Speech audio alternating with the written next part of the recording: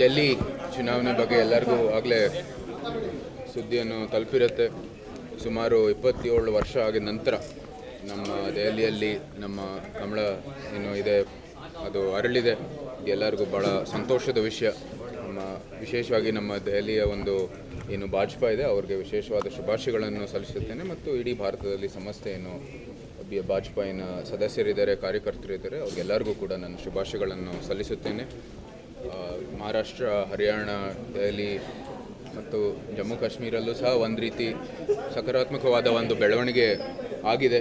ಇದೆಲ್ಲನೂ ನೋಡ್ತಾ ಭಾಳ ಸಂತೋಷದ ವಿಷಯ ಆಗಿದೆ. ಯಾಕೆಂದರೆ ಜನರು ಕೂಡ ನಮಗೆ ಭಾಜಪಾ ಮತ್ತು ಪ್ರಧಾನಿ ಶ್ರೀ ನರೇಂದ್ರ ಮೋದಿ ಅವರ ಏನು ಸಕಾರಾತ್ಮಕವಾದ ಕೆಲಸ, ಅವರು ಕೊಡುಗೆಗಳು ಏನು ಕೊಟ್ಟಿದ್ದಾರೆ ಅಭಿವೃದ್ಧಿಗಾಗಿ, ಇಡೀ ದೇಶದ ಒಂದು ಹಿತಕ್ಕಾಗಿ, ಅದೆಲ್ಲನೂ ಕೂಡ ಜನರು ಗುರುತಿಸ್ತಾ ಇದ್ದಾರೆ, ಸ್ಪಂದಿಸ್ತಾ ಇದ್ದಾರೆ. ಮತ್ತು ಈ ಭಾಜಪಾ ಸರ್ಕಾರದ ಮೂಲಕ ಈ ವಿಕಸಿತ ಭಾರತಕ್ಕಾಗಿ ಎಲ್ಲರೂ ಕೈ ಜೋಡಿಸಿದ್ದಾರೆ. ರಾಜಧಾನಿಯ ಗೆಲುವು ಏನನ್ನು ಸೂಚಿಸುತ್ತದೆ? ನಮ್ಮ ರೋಹ್ತಾಸ್ ನಗರಲ್ಲಿ ಆಗಲೇ 2 ಬಾರಿ ಗೆದ್ದಿರುವಂಥದ್ದು ಶಾಸಕರು ಜಿತೇಂದ್ರ ಮಹಾಜನ್ ಅವ್ರ ಪರವಾಗಿ ನಾವು ಸ್ಪರ್ಧೆಯನ್ನು ಅವ್ರ ಜೊತೆಗೆ ಪ್ರಚಾರ ಮಾಡಿದ್ವಿ. ಆವಾಗಲೂ ಕೂಡ ಅವರ ಕ್ಷೇತ್ರದಲ್ಲಿ ಆಗಲೇ ಒಂದು ವಾತಾವರಣ ಸೃಷ್ಟಿಯಾಗಿತ್ತು ನಮಗೆ ವಿಜಯ ಆಗಲಿಕ್ಕೆ. ಗ್ರೌಂಡಲ್ಲಿ ಆ ಥರ ಒಂದು ಪ್ರತಿಕ್ರಿಯೆ ಸಿಕ್ಕಿತ್ತು. ಆದರೆ ಇವತ್ತು ಅಧಿಕೃತವಾಗಿ ಏನು ಮತದ ಒಂದು ಎಣಿಕೆ ಆಗಿದ ನಂತರ ಈ ಥರ ಒಂದು ಫಲಿತಾಂಶ ಬಂದಿದೆ. ಕೇಜ್ರಿವಾಲ್ ಮತ್ತು ಹಾಲಿ ಸಿಎಂ ಕೂಡ ಸೋಲಿದ್ದಾರೆ. ದೆಹಲಿಯ ಏನು ಸಮಸ್ತ ನಾಗರಿಕರು ಇದ್ದಾರೆ, ಅವರು ಏನೇನು ಕಷ್ಟಗಳು ಅನುಭವಿಸ್ತಾ ಇದ್ರು, ದೆಹಲಿಯ ಸರ್ಕಾರದ ಅನೇಕ ಏನು ಸ್ಕ್ಯಾಮ್ಗಳಿತ್ತು ಅದೆಲ್ಲನೂ ಕೂಡ ಗಮನಿಸಿ, ಅವ್ರಿಗೆ ಏನು ದುರಾಡಳಿತ ಇತ್ತು ಅದೆಲ್ಲನೂ ಕೂಡ ಗಮನಿಸಿ ಇವ್ರನ್ನ ಏನು ಸೋಲಿಸಿದ್ದಾರೆ. ಪ್ರಜಾಪ್ರಭುತ್ವದಲ್ಲಿ ಜನರೇ ತೀರ್ಮಾನ ಮಾಡೋದು. ಅವರು ಇವತ್ತು ನಮ್ಮ ದೆಹಲಿ ಭಾಜಪಾಗೆ ಒಂದು ಒಳ್ಳೆ ಫಲಿತಾಂಶ ಕೊಟ್ಟಿದ್ದಾರೆ. ಈ ಭ್ರಷ್ಟ ಸರ್ಕಾರವನ್ನು ಇಳಿಸಿದ್ದಾರೆ. ಅವರು ನಮ್ಮ ಎಲ್ಲರಿಗೂ, ಸಮಸ್ತ ಭಾರತೀಯರಿಗೂ ಮತ್ತು ದೆಹಲಿಗೂ ಕೂಡ ಒಂದು ರೀತಿ ನ್ಯಾಯವನ್ನು ಸಿಕ್ಕಿದೆ. ನಮಗೆ 100ಕ್ಕೆ 100 ವಿಶ್ವಾಸ ಇದೆ. ನಮ್ಮ ಮೈಸೂರಿನಲ್ಲಿ, ಇಡೀ ಕರ್ನಾಟಕದಲ್ಲಿ ಈ ಕಮಲವನ್ನು ಅರಳಿಕೆ ಎಲ್ಲ ರೀತಿಯ ಒಂದು ವಾತಾವರಣ ಸೃಷ್ಟಿ ಮಾಡಲಿಕ್ಕೆ ನಾವು ಕೈ ಜೋಡಿಸ್ಕೊಂಡು ಕೆಲಸ ಮಾಡ್ತೀವಿ.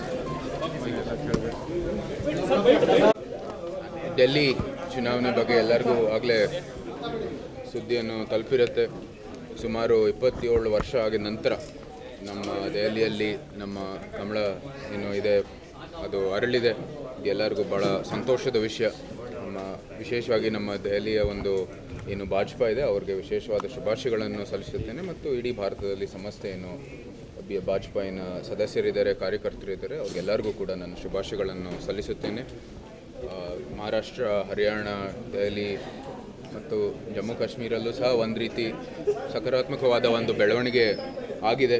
ಇದೆಲ್ಲನೂ ನೋಡ್ತಾ ಭಾಳ ಸಂತೋಷದ ವಿಷಯ ಆಗಿದೆ. ಯಾಕೆಂದರೆ ಜನರು ಕೂಡ ನಮಗೆ ಈ ಭಾಜಪಾ ಮತ್ತು ಪ್ರಧಾನಿ ಶ್ರೀ ನರೇಂದ್ರ ಮೋದಿ ಅವರ ಏನು ಸಕಾರಾತ್ಮಕವಾದ ಕೆಲಸ, ಅವರು ಕೊಡುಗೆಗಳು ಏನು ಕೊಟ್ಟಿದ್ದಾರೆ ಅಭಿವೃದ್ಧಿಗಾಗಿ, ಇಡೀ ದೇಶದ ಒಂದು ಹಿತಕ್ಕಾಗಿ, ಅದೆಲ್ಲನೂ ಕೂಡ ಜನರು ಗುರುತಿಸ್ತಾ ಇದ್ದಾರೆ, ಸ್ಪಂದಿಸ್ತಾ ಇದ್ದಾರೆ. ಮತ್ತು ಈ ಭಾಜಪಾ ಸರ್ಕಾರದ ಮೂಲಕ ಈ ವಿಕಸಿತ ಭಾರತಕ್ಕಾಗಿ ಎಲ್ಲರೂ ಕೈ ಜೋಡಿಸಿದ್ದಾರೆ.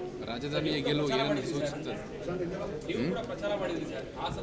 ನಮ್ಮ ರೋಹ್ತಾಸ್ ನಗರಲ್ಲಿ ಆಗಲೇ 2 ಬಾರಿ ಗೆದ್ದಿರುವಂಥದ್ದು ಶಾಸಕರು ಜಿತೇಂದ್ರ ಮಹಾಜನ್ ಅವ್ರ ಪರವಾಗಿ ನಾವು ಸ್ಪರ್ಧೆಯನ್ನು ಅವ್ರ ಜೊತೆಗೆ ಪ್ರಚಾರ ಮಾಡಿದ್ವಿ.